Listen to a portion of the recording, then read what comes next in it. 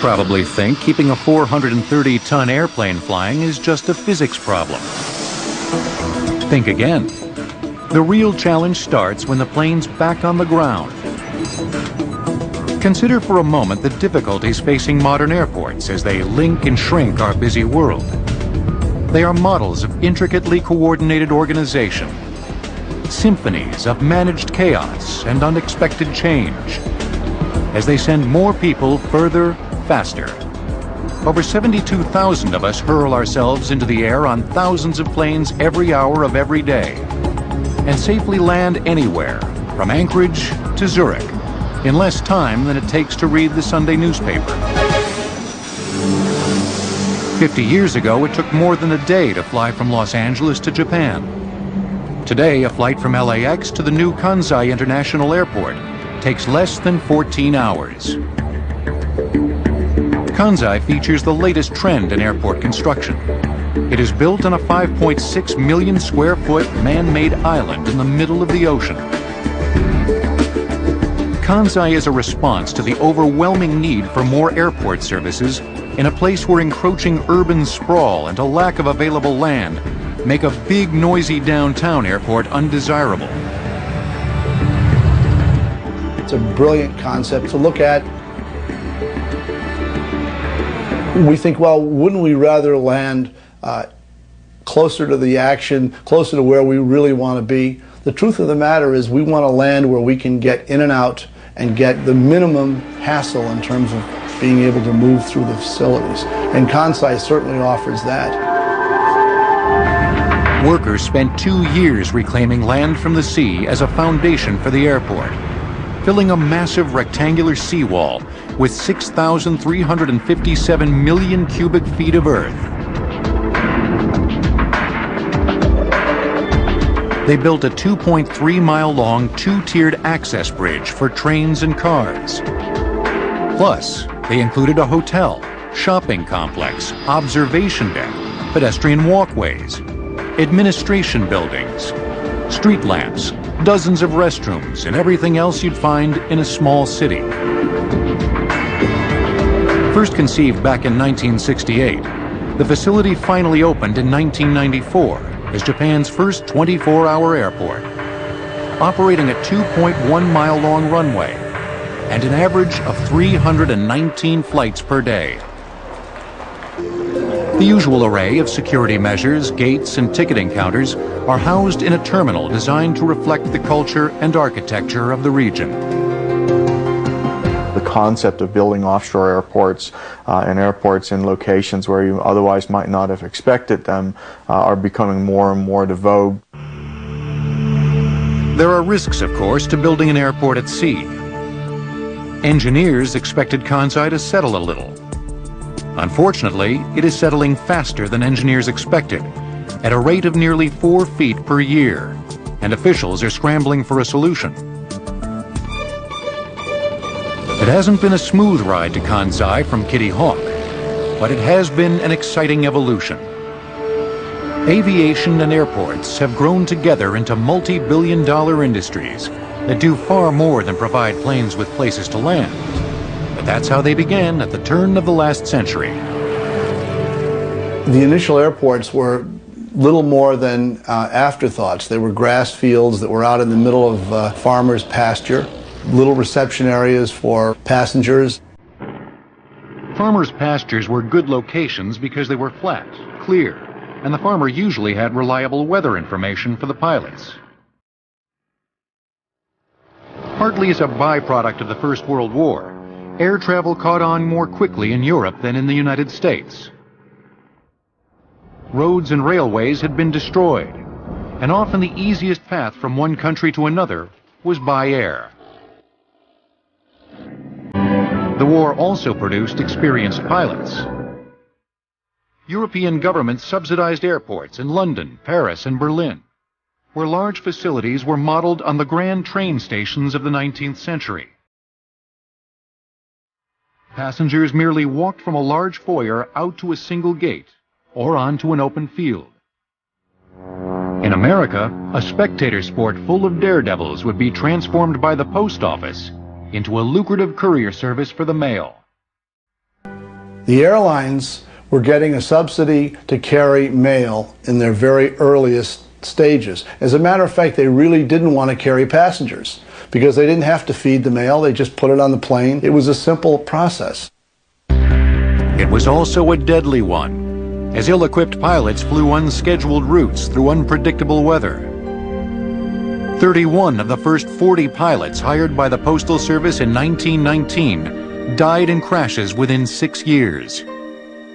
In response, the Postal Service opened their airmail operation to private contractors who bid on specific routes. But that would all change with Walter Folger Brown's appointment as Postmaster General in 1929. Brown encouraged commercial aviation by forcing ragtag independent airlines to merge into a handful of large ones. When he took over, there were about 42 little airlines in the United States. He said, we want a proper national system. In 1927, the aviation industry was bolstered by a public relations event almost as monumental as the discovery of flight itself. This is Lowell Thomas in New York. He made it. Charles A. Lindbergh, Lucky Lindy as they call him, landed at Le Bourget Airport, Paris at 5:24 this afternoon. Lindbergh became the first person to fly solo nonstop across the Atlantic, landing in Paris in his Spirit of St. Louis on May 21st, thus opening the age of transatlantic international air travel. What Charles Lindbergh did for commercial aviation has been, to a large extent, overlooked. He'd take his Spirit of St. Louis into a town. He'd land at the farmer's field at the edge of town, be escorted to the steps of City Hall. The mayor would come out and hand Charles Lindbergh a key to the city, and in most cases, a week, a month later, the city would float a bond for $500,000 and build an airport. But what exactly was an airport? Was it a kind of train station? An open field? As land became more scarce and more costly, it became obvious that you couldn't have these very large land sections dedicated strictly for an all-field type of airport, and so therefore the whole runway concept was developed. But where to put the runway? In 1929, the Lehigh Portland Cement Company sponsored a competition that produced some curious results.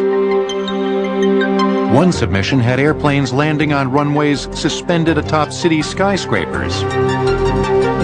They love the idea of gridding out patterns.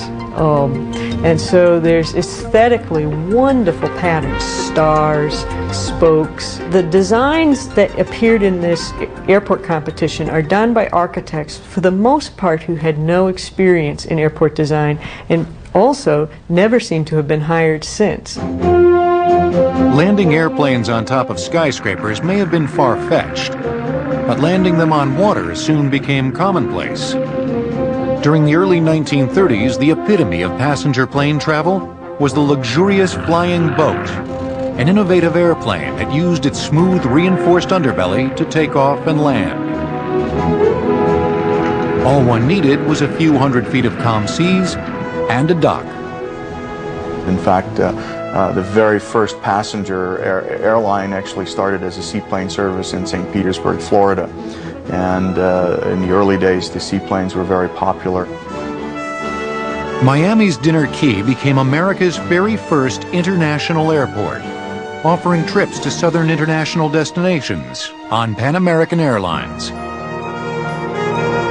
In fact, the original terminal at Dinner Key was a houseboat. One prominent visitor to Miami's Dinner Key was New York's Mayor Fiorello LaGuardia, who wouldn't be satisfied until his city built the greatest airport in the world.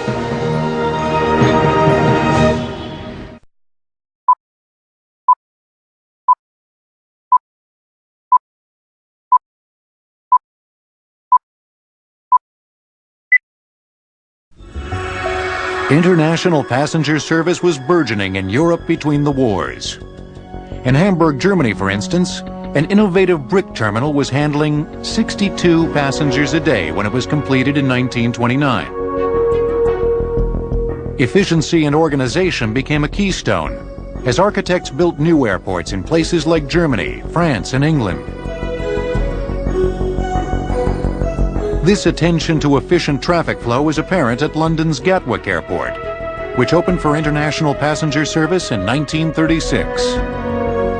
The lovely thing about Gatwick, and it should be pointed out that the original Gatwick terminal was a modern miracle, in that it didn't take a long distance to get from the front door to the airplane, that it had a circular design, much like a beehive at the end of a finger, and it had covered walkways out to the airplanes. It had many of the elements that you see today in a modern airport. The Beehive Terminal allowed a plane landing at Gatwick's open field runway to park at one of many gates, rather than one or two gates that handled Gatwick's roughly a dozen daily flights. It also included telescoping canopies that could protrude from the terminal out to a loading airplane, like a spoke on a wheel. This innovation kept passengers protected from the elements, evolving into the loading ramps used today. Access to the Beehive was through an underground walkway. Critics complained that the circular gate left no room for expansion, but in fact, the design allowed for multiple beehives throughout the airport. In America, New Jersey's Newark Airport was the world's busiest in 1935, with 30 flights a day. Handling only domestic flights, Newark was not an international airport, but it inadvertently inspired one. Newark Airport was the aerial gateway for New York City. In fact, Mayor LaGuardia had a flight on American Airlines from Chicago in 1937, and he landed at Newark, and he told the pilot, "No, my ticket says New York, and I want you to take me there." So they took off from Newark and flew. It was a press gag, of course, but they flew to Floyd Bennett Field. Floyd Bennett Field was New York's official airport, but it was further from Manhattan than Newark was, so the Postal Service used Newark for its airmail into New York. LaGuardia wouldn't stand for that. Make no mistake about it, this airport was not going to be denied. Mayor LaGuardia was going to build this airport, and there was no question about it. LaGuardia hired the architects who designed Dinner Key in Florida. The Art Deco flavor of that earlier airport would be repeated in New York's new municipal airport, 8 miles from the city. The circular marine air terminal was positioned on the shore to handle the luxurious seaplane flights. The planes would float over to the back of the terminal dock by piers that provided walkways inside the rotunda. The airport also provided international travel via seaplane, as land-based passenger planes could not yet carry passengers overseas. The seaplanes traveled east to Europe with fueling stops at coastal ports in Canada, Greenland, and Iceland. New York City not only had a world-class airport, it had an international one. LaGuardia opened up the entire European landscape to scheduled air flights, as well as the domestic landscape to scheduled flights into New York. The airport also had a terminal for land-based domestic flights. Significantly, travelers at the airport were divided for greater efficiency. Departing passengers were upstairs, arrival passengers came downstairs. There was a clear definition between arrival and departing passengers. And of course, on the departure level were all the great services, the beautiful restaurant, the open terrace, they called it. It was a lovely affair. New York Municipal Airport boasted 2 nearly mile-long runways, handling 250 flights its first summer in 1939. On opening day, a group of skyriders flew above the crowds and memorably wrote, "Name it LaGuardia." It took the city council a couple of years to rename the airport LaGuardia, but it became a hotspot soon after it opened. Observation decks were busy day and night watching the airplanes come and go. Barbershops were here in the 30s. There were small coffee shops and intimate, cozy little areas at the airport to sit and have a quick drink before a flight. What the mayor and others who created LaGuardia Airport couldn't have anticipated was the rapid expansion of passenger airplane travel over the next decade. Air travel demand greatly increased, especially after World War II, and LaGuardia was clearly inadequate to handle the volume of flights, both domestic and international. New York needed another airport. World War II had stimulated the development of larger, faster, more efficient aircraft that could also travel further. Redesigned after the war, these new multi-engine planes not only carried more passengers on longer trips, they sounded the death knell of the elegant but inefficient flying boats, which carried only about a dozen passengers. These new aircraft demanded more from the airports that serviced them. They sacrificed the ability to take off quickly in a short space. But by having longer runways and getting up a much higher speed to take off, they could carry heavier loads. And the length of runways began to grow. And by the end of the Second World War, you had to have at least a mile of runway if you were going to hope to be recognized as a class airfield. Airports in Europe also expanded to accommodate the new planes. Amsterdam's 30-year-old Schiphol International Airport, for instance, was destroyed during the war but rebuilt and reopened in 1946, ready for the larger planes. In addition to refurbished airports, brand new airports, like England's Heathrow, 15 miles from London, met the international demand. Within its first year of operation, airport planners speculated building 9 runways to handle all the traffic. They ultimately built 3. While Heathrow was being built overseas, in America, New York International Airport opened in 1948, in Jamaica Bay at the southeast end of Long Island, 15 miles from the city. Later renamed John F. Kennedy International Airport, it was enormous. Well, you could take all of LaGuardia Airport and fit it very neatly inside the passenger terminal oval at Kennedy. There's 600 acres here, there's 5,000 acres there. So there was the feeling that there was an endless amount of room to grow. But runway length was not the only difference between LaGuardia and JFK. Instead of a single passenger terminal serving a host of airlines, JFK pioneered the airport city concept, with each airplane building its own terminal. It also had its own police department and its own electrical power plants. The most interesting thing about JFK International Airport was here was the ultimate expression of the airlines versus the railroads and the steamships. Every one of the carriers went out to that field and built their own statement. The buildings were designed with flair and a sense of destination and a sense of excitement. The 150-foot control tower, completed in 1952, was one of the earliest freestanding control towers, coordinating roughly 50 flights a day.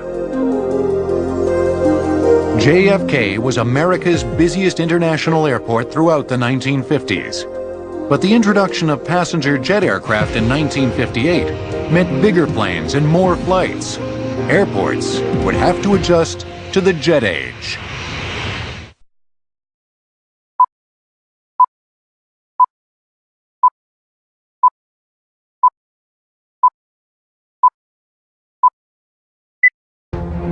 The technology of flight advanced yet again in the 1950s, when passenger jets sent a shockwave through the community of airport architects. Bigger, faster, heavier planes required leaner, cleaner, more efficient jet-age airports. Jet aircraft technology allowed the aircraft to become larger and larger because of the thrust-to-weight ratios. And as the aircraft got larger, being able to get the aircraft into a gate without touching wings with an airplane that might be sitting in the next gate over became a real problem. So did the noise. Jets were louder than propellers. Airports needed more room to land the bigger planes, and they needed to be far enough from the city to avoid noise pollution. Yet they had to be close enough to be convenient. Larger, more efficient planes meant more cost-efficient flights. As a result, air travel opened up to even more consumers. The success of the jet is not so much the speed that it offered, but that it reduced costs so dramatically. And when the seat mile costs go down, then that enables a volume of traffic and invites a new community. Commercial jet service began at London's Heathrow in 1952, 6 years before any other international airport, with flights to Johannesburg, South Africa. In 1953, passengers through Heathrow topped the million mark, the first airport to do so. 3 years later, Heathrow saw 3 million. The first international airport in America built specifically for the jet age was Washington's Dulles, opened in 1962, and designed by Eero Saarinen.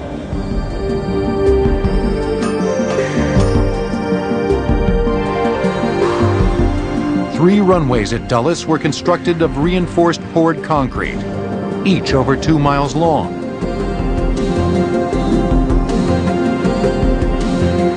A modern air traffic control tower was constructed to a height of 177 feet, 27 feet higher than JFK's tower. Dulles also pioneered the use of traveling lounges, or people movers, to ferry passengers more efficiently to their gates. Instead of trying to put a lot of people in a gate situation and jam them in, you could move people onto these people movers that would take them out to the aircraft waiting to board to take off. So it attempted several different technologies which have become, in one way or another, commonplace at airports all over the world. Situated more than 25 miles from Washington, D.C. on 10,000 acres, the airport was planned for rural Virginia to reduce noise pollution and provide the extra room required by jets. However, communities soon sprouted up near Dulles, as they often do around airports, to take advantage of opportunities the dramatic new airport would inevitably generate. Saarinen's startling design included a roofline that swept dramatically up in a metaphor of flight. You want to have sort of that aerodynamic flow, if you will. Lots of light, lots of open space, sort of the embodiment again of blue skies and the sky is the limit. The terminal at Dulles International Airport was undeniably, unequivocally, unabashedly an airport. As Dulles was making an architectural impression in the east, another jet-age airport in the west was doing its best to keep a low profile. Los Angeles International Airport, or LAX, began in the teens as an airfield in the bean fields 18 miles west of downtown LA, but quickly grew after the war. Expanding into an international airport in the late 1950s, it took a radically different approach to architecture than Dulles. I've often referred to this airport as an airport without any exterior architecture. When you drive in, the buildings on either side are 1 and 2 stories, and you see a road and you see glass fronts, and you don't see any structures. With the strong Los Angeles car culture, the architects anticipated lots of vehicles coming to the airport and designed accordingly. Traffic is mitigated by LAX's innovative horseshoe-designed roadway that passes separate terminals aligned in a row. The reason for this at Los Angeles is that we did not want to make the passenger walk further than 40 feet from where he unloaded his baggage at the curb to the face of the ticket counter. Within the horseshoe roadway were parking lots, which could and would be expanded into multi-level parking garages. The design was so effective at controlling traffic that it took some observers by surprise. When we opened in 1961, the LA Times especially came out and photographed the empty streets and talked about the fact that we'd overspent the $20 million for the terminal. In the ensuing 20 years, population and travel went up, airplanes got bigger, and more people were traveling. Then in 1982 it was, we built the second level. Los Angeles improved on the old LaGuardia concept of dividing arriving and departing travelers by separating them before they even got out of their cars. At LAX, departing travelers are sent to the upper level roadway and arrivals to the lower roadway.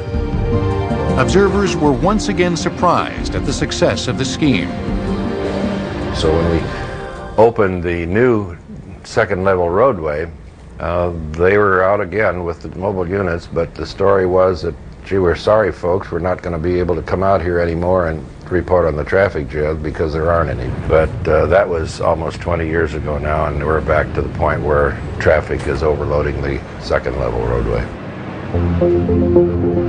LAX was one of the first airports to have the fueling hydrants built into the aprons of the tarmac to facilitate under-wing fueling, thus avoiding expensive collisions between jet wings and fueling carts.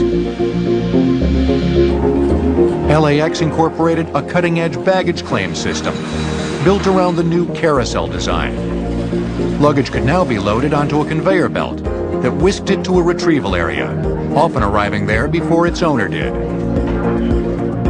A state-of-the-art control tower, 13 stories high, set on top of the airport administration building, handling nearly 1,500 flights a day and carrying roughly 33,000 people on 3 runways, each roughly 2 miles long. The sheer size of the equipment was daunting. Originally, they had 3 levels of nothing but electronics. And through the years, as the electronics improvements came along, they just reduced the size of the equipment down to where they didn't need all that space.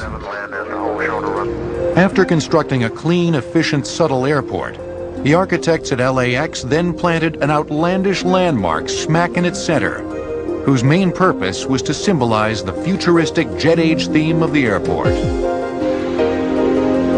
The overtly architectural restaurant and observation deck, with its spindly legs reminiscent of an alien spacecraft, was named the Theme Building. When LAX opened, projections indicated that it would never need more than 10,000 parking spaces. They were off by at least a multiple of 3. Anticipating future needs is one of the most important and most difficult tasks for airport officials. Looking at how the market may respond not just 5 years from now, but 20 years from now.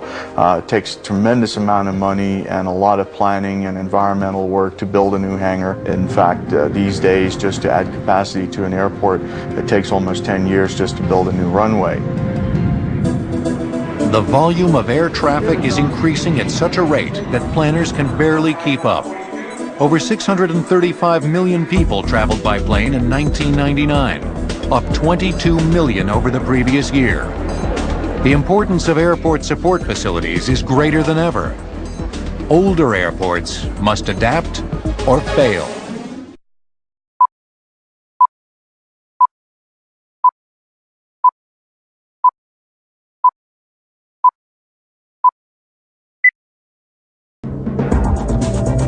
At 53 square miles, Denver International Airport, or DIA, is one of the largest airports in the world.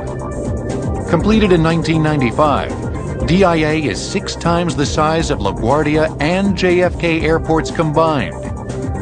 It is more than twice the size of Manhattan Island. In fact, the entire city of Boston could fit within the confines of DIA.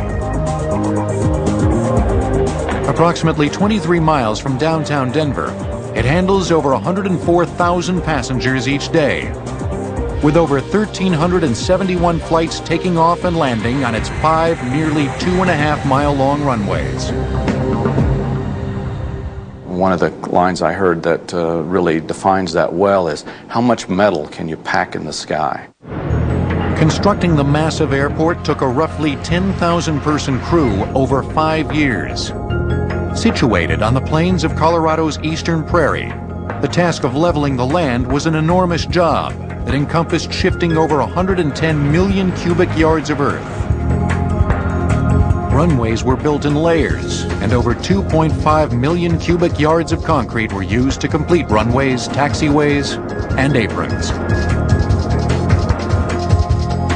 Denver's Flight Control Tower at 327 feet, the tallest in North America, was designed with the latest Doppler radar innovations to evaluate weather conditions in an environment that sees violent tornado-spawning thunderstorms and icy, wind-shearing blizzards.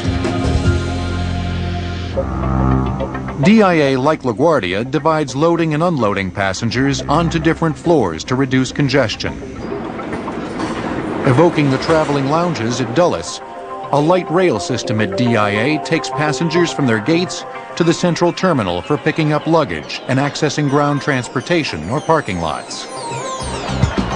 The central terminal is packed with so many retail outlets that DIA resembles a giant shopping mall. It's a sort of a mini city in itself. There are 25,000 plus employees at the Denver airport, for instance. And so there's a need for everything you can think of, from nurse stations, a doctor, a chapel, meeting spaces. DIA's architects not only made the airport gigantic, they went one step further and made it an icon, one of the most instantly recognizable airports ever built. We were very careful to try to incorporate something of this region. And so I searched long and hard for inspiration for something that said Colorado, said the West. And the thing that, for me, that kept being there was the mountains. The mountains are very unique in this area of the country. And so the sort of ridge shapes or peaks and valleys that we created with the roof there was inspired by the mountains. And I think it kind of folds into the aspect of making buildings unique and different for the place. With an outer shell made of waterproof Teflon-coated woven fiberglass, the roof membranes comprise over 15 acres of white peaks, which reflect 90% of the daylight.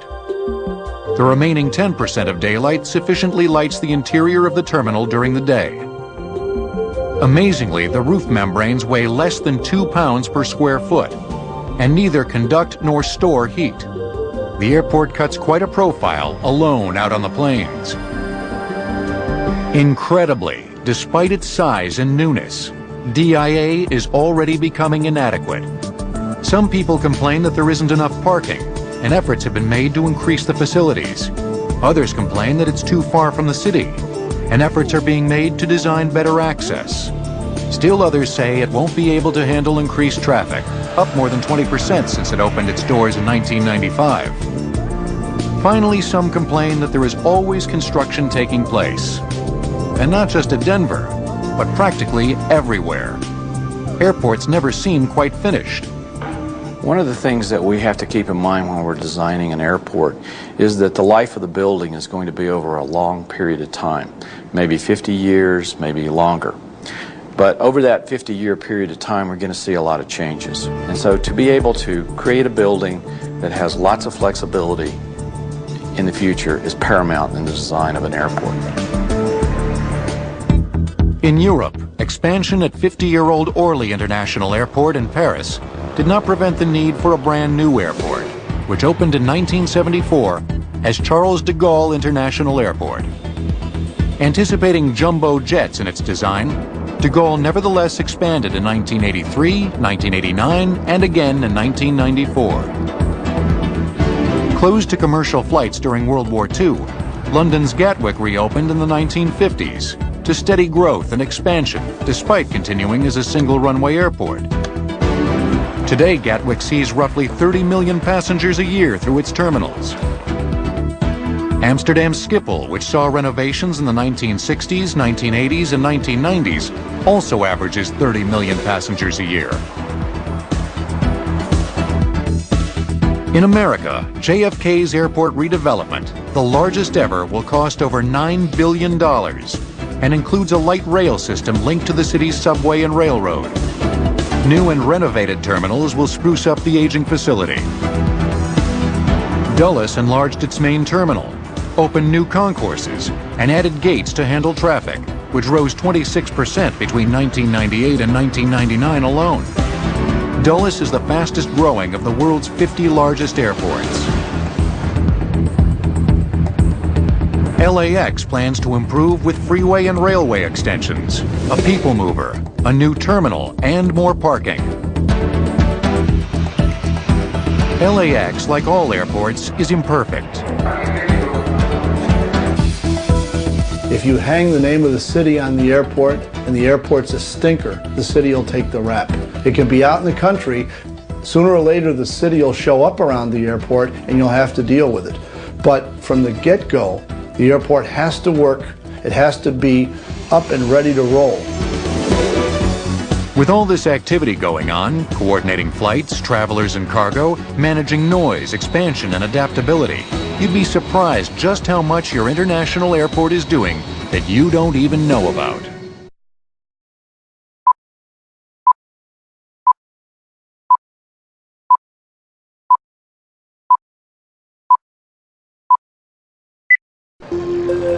Welcome to McCarran International Airport in Las Vegas, Nevada. Don't forget to drop a quarter in the slot machine on your way to your luggage. When visiting London's Gatwick, be sure to grab some English tea biscuits as you leave the gate. Every airport reflects the character of its place. But beneath the surface, international airports function in roughly the same way, using roughly the same language. They have to. There's a kind of choreography, a ballet, that has to take place, and the speed at which that takes place determines the number of passengers that you're able to service. It's such an immensely complicated task to make this system work, but it's not simply making one system work, it's making hundreds of systems work all over the country. The system at LAX has to work in similar ways to the system at LaGuardia or National or Dulles. Those interconnected systems help guarantee that your travel will be safe and pleasant. It begins with security. Lots of security. Control rooms full of agents monitor television feeds from cameras all over the airport, from curbside check-in to terminal gate. At entry to gate area security, multiple cameras capture different angles as passengers unload their belongings for the search and scan. This security gauntlet began in the early 70s after a series of hijacking incidents prompted the Federal Aviation Administration to require that all airports search travelers and their bags. Here at LAX, after a woman places her bags on the belt, a thief delays her from walking through the metal detector. On the other side, a different angle reveals his partner taking the woman's purse. This maneuver is known as a diversionary theft. Police were later able to retrieve the woman's purse by examining the security tape and identifying the suspects. High above the shops and restaurants, traffic control is managed within view of the runways. Controllers handle each of the planes that land every few seconds, every hour of every day of every year. Slips of paper represent every flight. Computers facilitate the communication between plane and tower, where the central controller gives the pilot his flight pattern. Another controller leads the plane out of the gate and onto the taxiway, and a third guides the plane into the air. They are absolutely the most valuable element at the airport. We operate 2,000 operations here. That's 1,000 airplanes landing, 1,000 airplanes taking off on a daily basis. The timing, the preciseness, the scheduling of all that, and their ability to manage that is really quite amazing.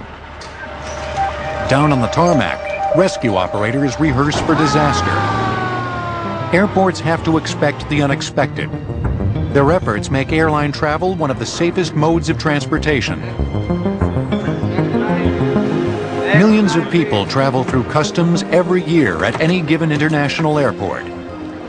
While customs officials use X-ray equipment to look for illegal imports such as plants and animals, they also use dogs like this beagle to sniff out contraband. Find it, girl. Find it. Where is it? The dog taps suspect baggage with its paws to signal something suspicious. In this case, an orange from Turkey. This checkpoint makes agricultural inspectors happy, knowing that fruit or meat-borne toxins will find it difficult to get through the gauntlet. It makes the beagle happy, too. He gets a treat every time he finds something. Dozens of airlines plan and adjust their schedules while an army of mechanics check planes and conduct periodic tune-ups. Retail outlets bring in as much as $400 million in combined revenue at some airports. So much revenue that new airports today, like movie theaters, reap much of their profits from concessions. Some airports are focusing more on becoming a shopping mall than they are moving passengers in and out. And that's become a very important revenue source also for airports. Increasingly, airlines and airports are catering to non-human travelers. The biggest development at the airport is the air cargo business. We don't hear a lot about air cargo, but air cargo is the growing star in the transportation firmament. Perfectly successful airlines survive without ever boarding a paying customer. Instead, their planes are loaded with high-priority letters and packages. or maybe blue crab from Chesapeake Bay, or the latest fashions from the runways of Paris and Milan. Even the bodies of the recently deceased travel in the bellies of airplanes. Computerized tracking allows cargo to clear through customs often before the plane touches down in a new country. The newest airports have to work within this overarching system, even as they look for ways to improve on the past. This puts quite a burden on the architects who design airports such as the new Incheon Airport in Seoul, South Korea. Right now, Korean Airlines is the second largest air cargo carrier in the world. And the development of Incheon will further move that number along, because the China market is everybody's goal. And Incheon will become an important trans-gateway to the entire Asia-Pacific market. The airport is built on a man-made land bridge between two islands in the Yellow Sea, about 30 miles from downtown Seoul. The islands create a natural barrier to rough seas, which might otherwise make the location a forbidding site. The remote location also mitigates the effects of noise pollution.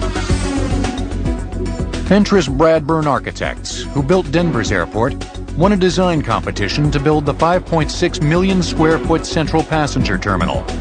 They began with a model. In the design of buildings, we use models extensively for creation of the vision, to help us illustrate and communicate to our clients and to the public at large what it is we're trying to do.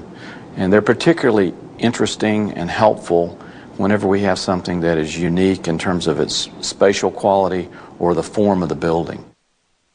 The $6.9 billion airport includes 2.3-mile-long runways, 2 passenger terminals, and 4 remote concourses that will handle 27 million passengers a year. Incheon's control tower is 329 1/3 feet high, 3.5 feet taller than Denver's.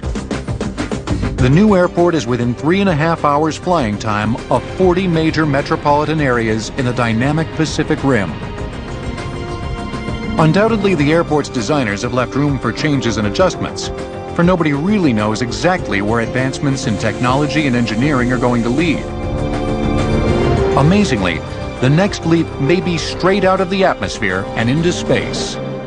The Federal Aviation Administration already has as part of its mission the space program on the commercial side, and so we're looking at spaceports, incorporating that with runways and launch facilities. Someday we might be traveling to Mars, and airports will then become spaceports. International airports may someday become interplanetary ones. It's hard to imagine, but who could have predicted an airport like Incheon way back in 1939, when Mayor LaGuardia opened his airport in Queens? I think it's important for airport operators to maintain their sense of balance in terms of where they came from.